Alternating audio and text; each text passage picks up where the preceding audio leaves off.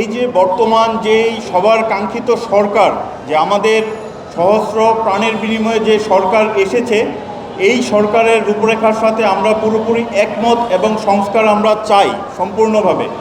তো আপনারা জানেন যে জাতীয় রাজস্ব বোর্ড সংস্কারের লক্ষ্যে একটি পরামর্শ কমিটি গঠন করে দেওয়া হয়েছিল।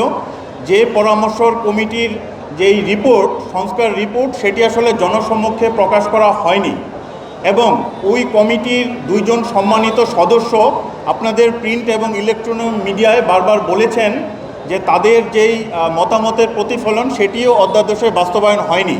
সুতরাং বৃহত্তর স্বার্থে, দেশের ইকোনমির বৃহত্তর স্বার্থে আমরা আসলে চাই যে সকল অংশীজনদের সাথে মতামতের প্রেক্ষিতে, যেমন ব্যবসায়ী সমাজ, সুশীল সমাজ, প্রিন্ট অ্যান্ড মিডিয়ার ভাইয়েরা সবার সাথে আলোচনার প্রেক্ষিতে একটি টিকসই এবং সমৃদ্ধশালী একটি সংস্কার করা হোক, যার প্রেক্ষিতে আমরা যেই অধ্যাদেশ জারি হয়েছে সেটার পুরোপুরি বাতিল চাই। আমরা জাতীয় রাজস্ব বোর্ড দেশের স্বার্থে যেই চলমান একটি আন্দোলন চালিয়ে নিয়ে যাচ্ছি, সেটা আসলে জাতির যেই বৃহত্তর স্বার্থ সেটা রক্ষার জন্যেই।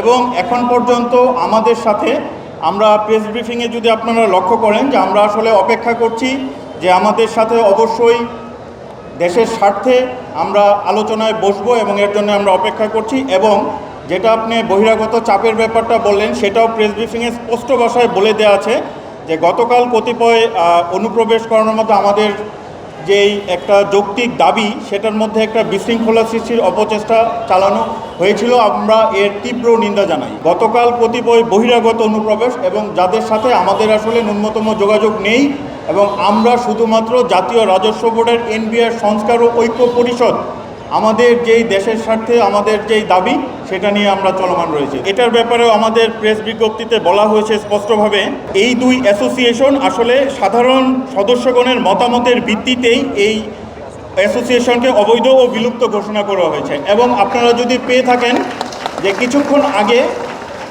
ট্যাক্স অ্যাসোসিয়েশনের পক্ষ থেকেও একটি বিজ্ঞপ্তি প্রকাশের মাধ্যমে তারা নিজেদের যেই কার্যপদ্ধতিটা অনির্দিষ্টকালের জন্য স্থগিত ঘোষণা করেছে। অ্যাসোসিয়েশন রয়েছে, আমরা মনে করছি তারা আমাদের মেজরিটি যে আমরা আছি, জুনিয়র কর্মকর্তা আছি, আমাদের যে চাওয়া আকাঙ্ক্ষা, আমাদের যে দাবিনামা, সেগুলো যথাযথভাবে সরকারের কাছে ওনারা উপস্থাপন করতে পারছেন না।